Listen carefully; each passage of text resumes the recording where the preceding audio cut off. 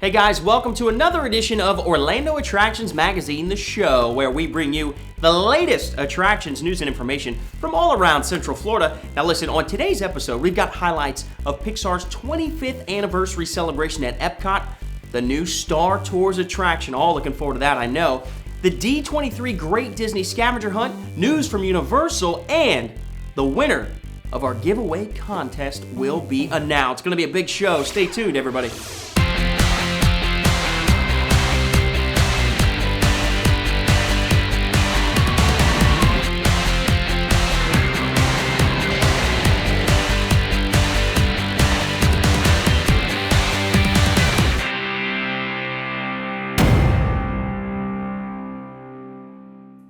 Hey guys, I'm Greg Hudson. And I'm Jessica Steele Allen. And today's show is brought to you by Florida Leisure Vacation Homes because friends don't let friends stay in hotels.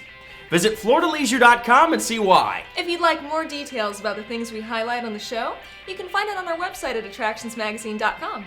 Let's get right to it. Now, the closing weekend of this year's Epcot International Flower and Garden Festival was also a celebration of Pixar's 25th anniversary. It was filled with meet and greets with Pixar characters, special activities, and events throughout the park. Kid reporter Mindy was there to check it out. Hey guys, we're here at Epcot for the Pixar weekend, and our cameras are here to bring it to you. So enjoy this wonderful Pixar montage.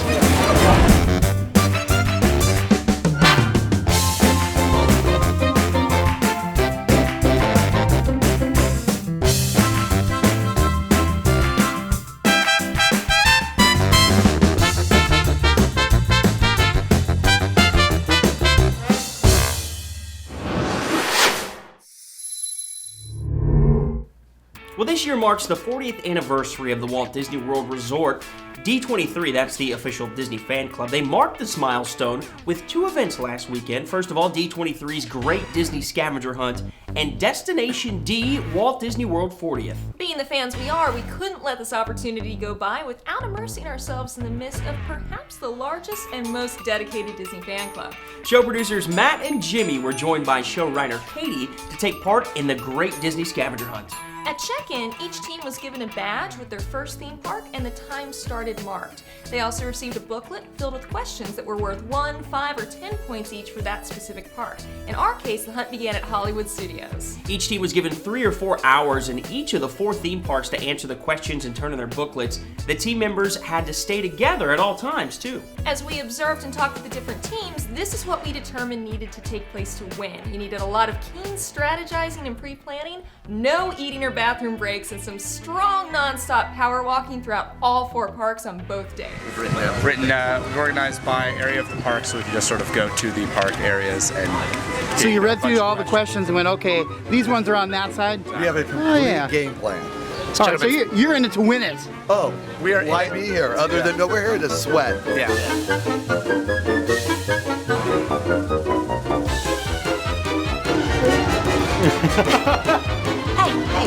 I'm kidding it. Hey guys, how you Are doing? you guys winning? We're sweating. We're You're sweating. sweating? We're having a good time. Have you planned it out for bathroom breaks or air-conditioned clues? We are wearing catheters. We think the best strategy is not to drink any water so you don't pee, right? That's just I'm wearing his Depends. It's called recycling, sir. It's called Yes, being. we like to share. Whoa, whoa, whoa, whoa. We're just taking a picture. Okay. We'll be out of here in 1 second. There you go. It's California Crazy is the answer to that. What's the first number? Here we go. The third letter On the word for it. and it starts here. 1, 2, 3, 4. And This medal of honor.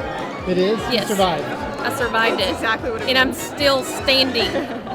3, 9, 7.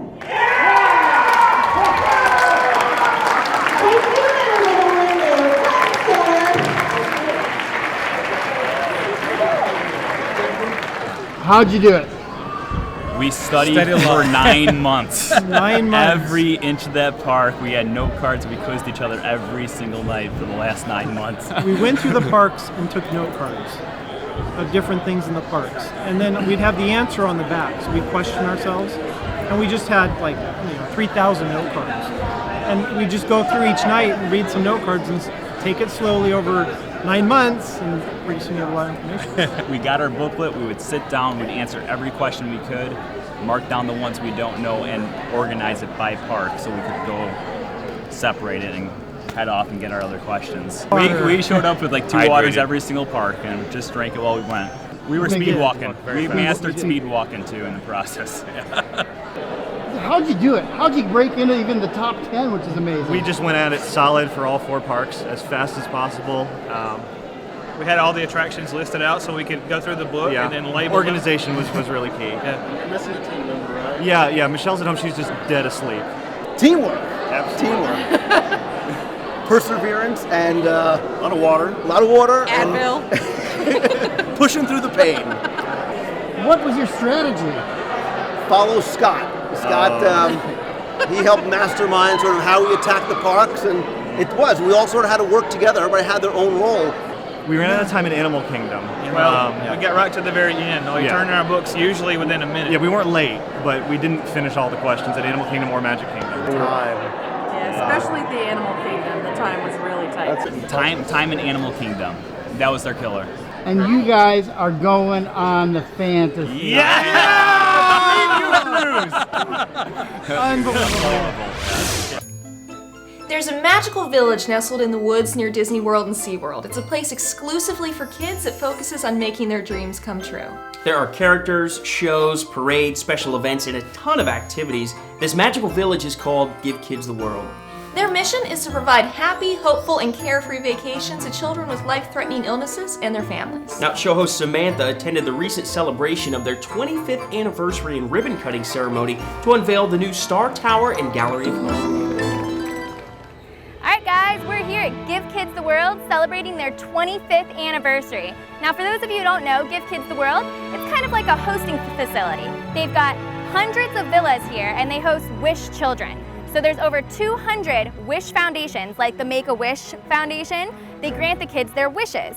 And what that does, a lot of kids, terminally ill kids unfortunately, their last wish is to visit Disney or see Shamu or go to Universal Studios. So all the parks help sponsor this company here, and they get the kids set up with tours of the theme parks, they get to go on the rides, meet characters, do dining reservations, and then Give Kids the World hosts them.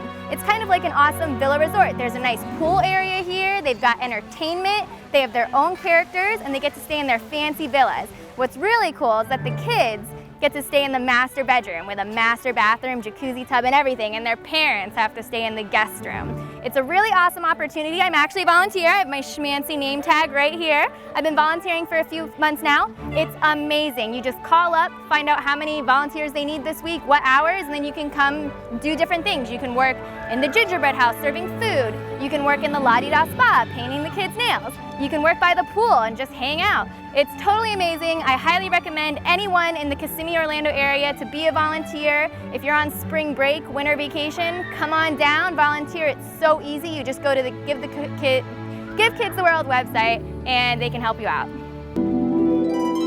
Just to meet the families and the kids, they're fantastic. I live in Pennsylvania and I come down twice a year and spend a week just volunteering here. So it's your vacation? It's my vacation. I come every May and every October. And you're serving up ice cream today? I'm serving ice cream. I work all day, every day, whatever they want me to do. I just come for this. Great place to volunteer. They're fantastic. They treat you nice. The families you meet are fantastic. A lot of good memories. So everyone calls you Princess Alyssa. What is the story about your name and how come everyone knows you? Well, when I was 3, I got diagnosed with cancer, kidney cancer, Wilms tumor, stage 3. And so I was so sick that they said that I was not going to make it. And they granted me a wish from the Make-A-Wish Foundation. And I said, I want to be a princess in Disney World. So they sent me to Florida, Orlando, Florida. And I came here and I stayed at Give Kids the World.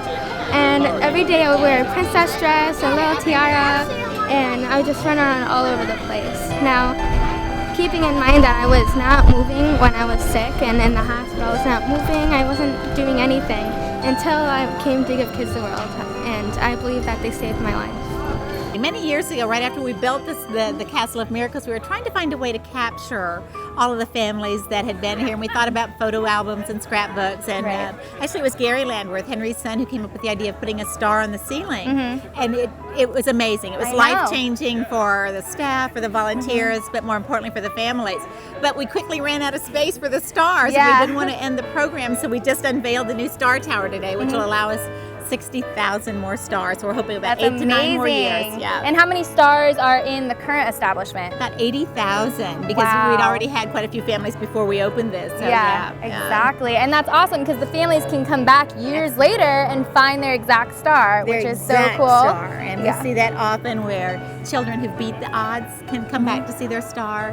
Parents who unfortunately have lost their child come back to just remember the happiest time in their life. It's an overwhelming experience. It really is.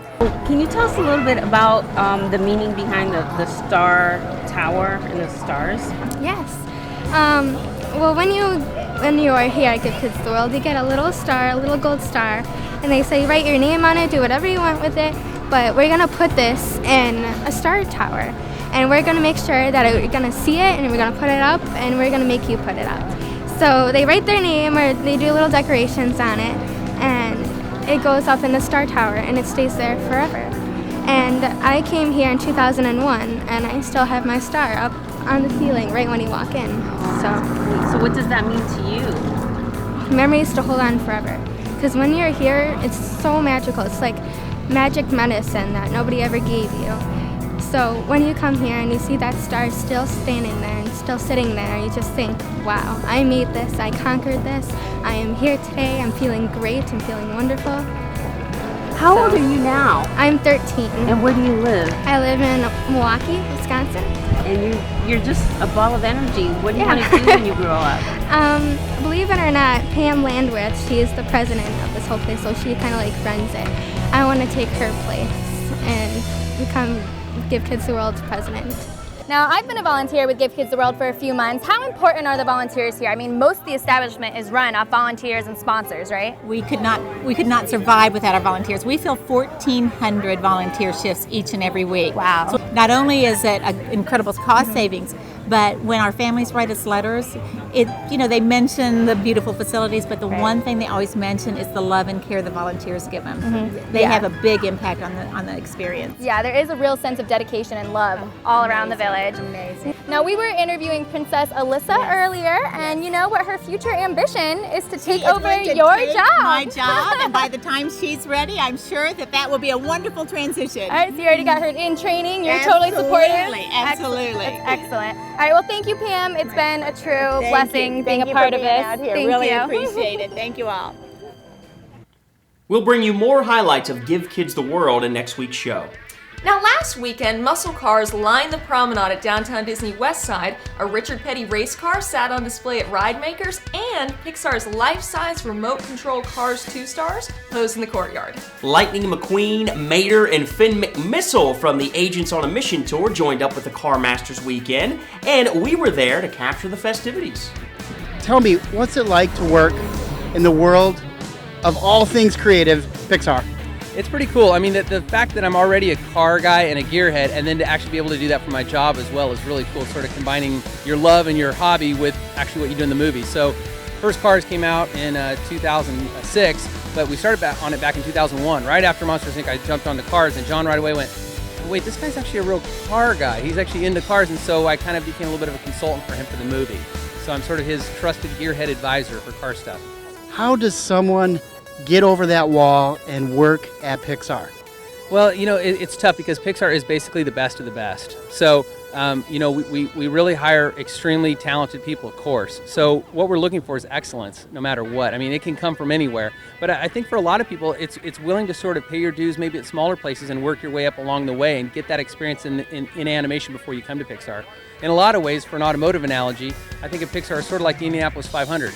And if you got your driver's license yesterday, that's great, you can drive, but I'm not going to let you jump in an Indy car and just take off. You're going to have to start out the local dirt track and, hey, he's really good at the dirt track. And then you move your way up to the next league up and you work your way up to the Indianapolis 500. And so for me, that's kind of what Pixar is. In my case, I started out at the very bottom level. I started out as a PA, basically making photocopies and running around getting art supplies. And I worked my way up to do hard work. So.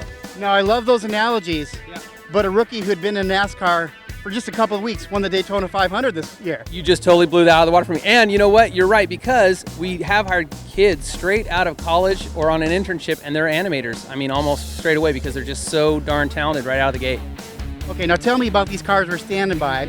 I know that they're radio controlled, but do the voice actors, do they ever get to drive these things?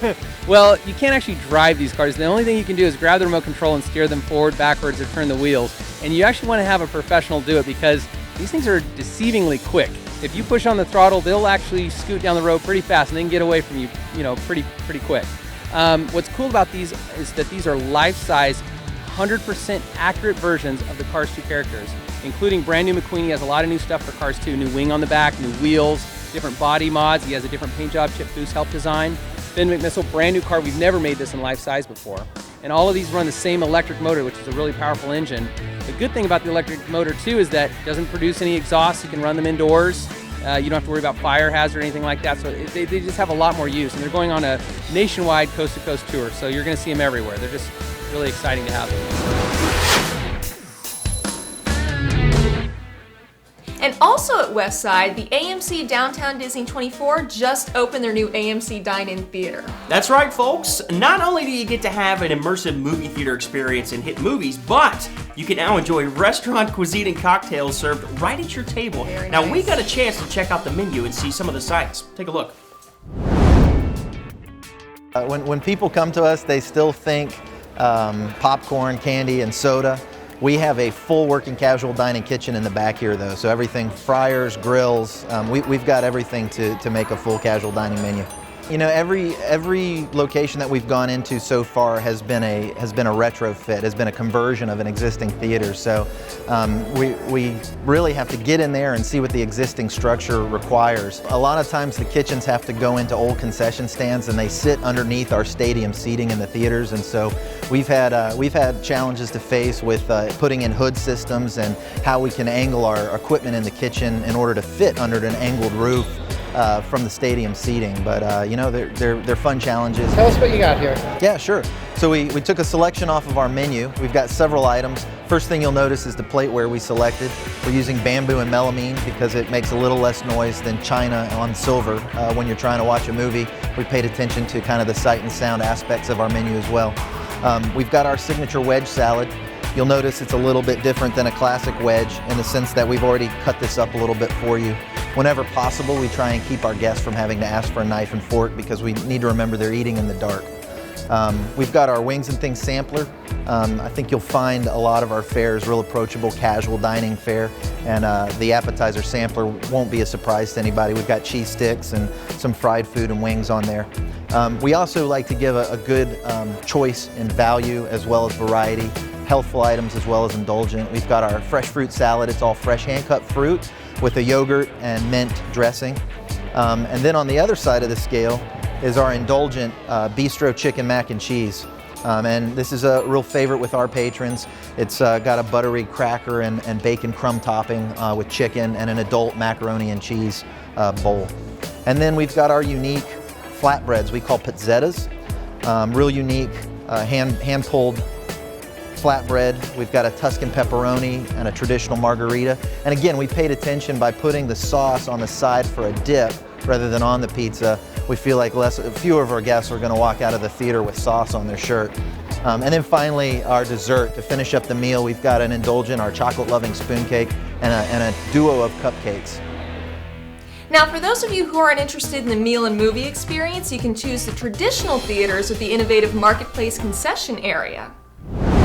Hi, now we're on the traditional side of the theater, and this is the opposite side of the Dine-In theater side, but we have some really cool features in our concession stand in addition to another bar on this side of the theater that I wanted to show you, so come check it out. Here we have a gourmet popcorn feature where you can basically mix your own type of popcorn. We've got different kinds of popcorn, and then we've got different things that you can put in it, such as gummy bears or nuts or sprinkles. So if you like a little sweet with your savory or your salty, you can get hooked up here at the gourmet popcorn station.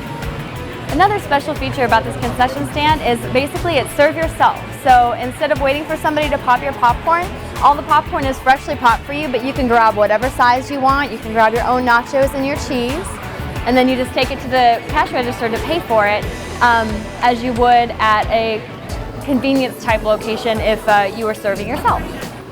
Here we have a hot food station and some foods that you wouldn't typically see at a movie theater, like chicken fingers or pizza or mozzarella sticks.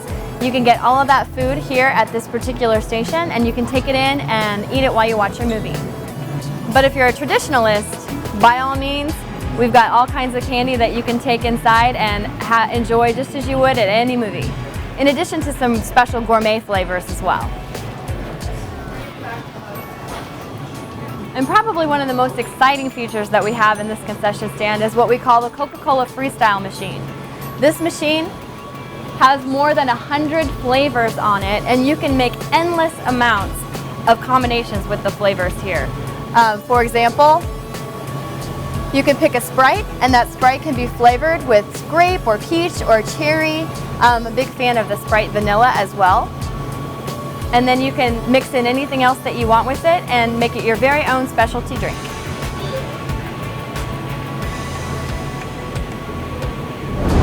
Now, another new addition to the theater is MacGuffin's Bar and Lounge. It's a full-service area inside the theater. You can hang out with friends before or after the movie. Now, here's a little bit of trivia for you. Now, the term MacGuffin is actually coined by filmmaker Alfred Hitchcock. A MacGuffin is described as a plot element that catches the viewer's attention or drives the plot. So it's a perfect name. Yeah, now, either theater you choose at AMC Downtown, you're going to have a good time. Don't worry.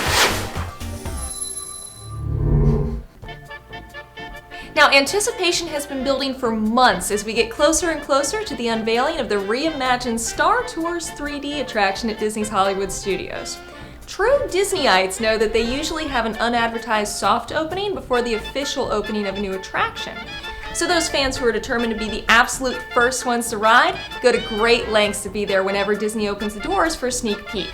We've been following one such fan, Scarlett, who achieved her goal, and we have her with us today in our studio. Welcome, Scarlett. Now, we know that you camped out every day in front of Star Tours 3D. What were you hoping would happen? Did you want to be the first one to ride? I definitely did want to be the first one to ride. However, there was a much larger goal. We know that soft openings are usually kept fairly quiet and you don't know when they're going to happen. There was so much hype for the attraction and so many people were excited that we started the website StarToursLive.com so that once we got on, we could let everyone else also know that it was open so they could have a chance to get on. Now, we're glad to say that you did make it in for a preview ride, so tell us, how did this happen? It was really exciting. We knew that they were doing cast member previews on Saturday morning, and so we thought that if they had it open for cast members, they might as well let us in too afterwards. So we waited when the previews ended, and things started happening. They came out and were working on some of the queue ropes, and it started looking really, really likely. So at first it was a group of about 10 of us that became 20, that became 50, till eventually there were probably a couple hundred of us out there waiting. And cast members were telling us, like, they have to, you know, of course, no soft openings, it's not gonna open, it's not gonna happen. And then they brought out the sign that said flights testing, flights could be stopped at any time. And we knew it was happening, and they made a little speech for us, and they dropped the rope. I was really excited. I was the first one in line, and even though a lot of people, there was some pushing and shoving, but I had the people who were with me made a little wall so that I could be the first one in since we'd been waiting so long. And we had that first ride, and then it stayed open the rest of the day. Wow, so you were actually the first person to get to ride, the first I was guest. the first non-cast member guest. First guest, yeah. Exactly. That is incredible. Well, that is really cool. Now, you waited for such a long time. How did you like the ride? I loved it. It was so much fun. As a Disney fan and as a Star Wars fan, there was so much stuff in there. Like, just so many little things. Plus, it was so great to see all these worlds from the Star Wars universe that we didn't get to see in the old attraction.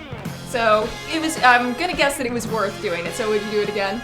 I would probably do it again. It would have to be something, again, that I really love. It couldn't be just any attraction. Oh, yeah, absolutely. But I would definitely do it again. It was a really great experience. Well, that's really, really cool. Thank you so much for sharing that experience with us, Scarlett. Thank you. Absolutely sounds awesome. Well, thank you guys so much for sharing this with us as well. The official opening for Star Tours 3D is tomorrow, along with the beginning of Star Wars weekend. So for the latest up-to-the-minute coverage, be sure to follow us on Twitter, Facebook, YouTube, and on our website. And tune in next week for detailed coverage of everything Star Wars and more.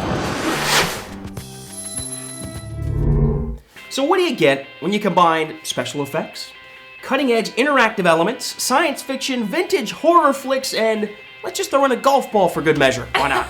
That would have to be Universal Orlando's recent announcement for CityWalk, Hollywood Drive-In Golf. The family-friendly double feature of miniature golf is planned to open early next year. Yeah, the haunting of ghostly greens and invaders from planet Putt were inspired by the classic drive-in movie era. They're sure to be a hit, and the two courses are to be located just below the first level of CityWalk next to the AMC Cineplex. Well, if you've been watching our show, you know that for the past 2 episodes, we've been having a giveaway contest, and all you needed to do was post on our Facebook page a photo of you watching our show or a photo of your screen with the show playing. Take a look at some of the entries.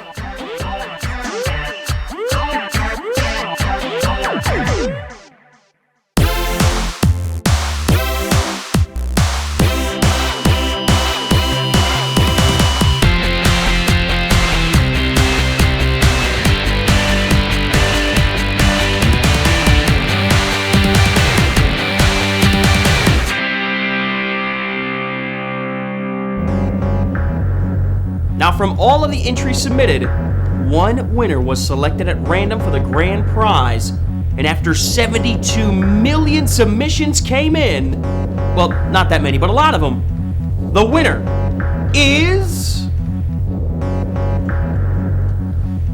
coming up after the break. Friends don't let friends stay in hotels. For a better vacation, stay in a Florida Leisure vacation home next time you're in Orlando. Welcome back, everyone. Now, the winner of the grand prize, walking away with this exceptional prize that we're giving away this week, is Joshua Samnang. Congratulations, buddy. Again, congratulations, Joshua. You've just won a tandem deluxe parasail flight at Sammy Duvall's Water Sports Center at the Contemporary Resort at Disney World. You'll fly 600 feet into the air and have your own magical aerial view of the Magic Kingdom and Bay Lake. We'll be sending you a Facebook message to tell you how to claim your prize. And thank you to everyone who entered, and keep watching because you never know when we'll have another giveaway. Well, thanks everyone for tuning in to another broadcast of Orlando Attractions Magazine, the show. And again, we'd like to thank Florida Leisure Vacation Homes for sponsoring this week's broadcast. And remember, friends don't let friends stay in hotels. Visit FloridaLeisure.com and see why. Now, there are several ways you can see our show and follow our news reports. On YouTube in HD. On iTunes, where you can subscribe. On Twitter at Attractions. On Facebook.com/AttractionsMagazine. And, of course, at AttractionsMagazine.com, where you can get more information on the stories we highlight on our show. You can sign up for our free weekly email newsletter, and much more. So from all of us here at Orlando Attractions Magazine, the show, have fun!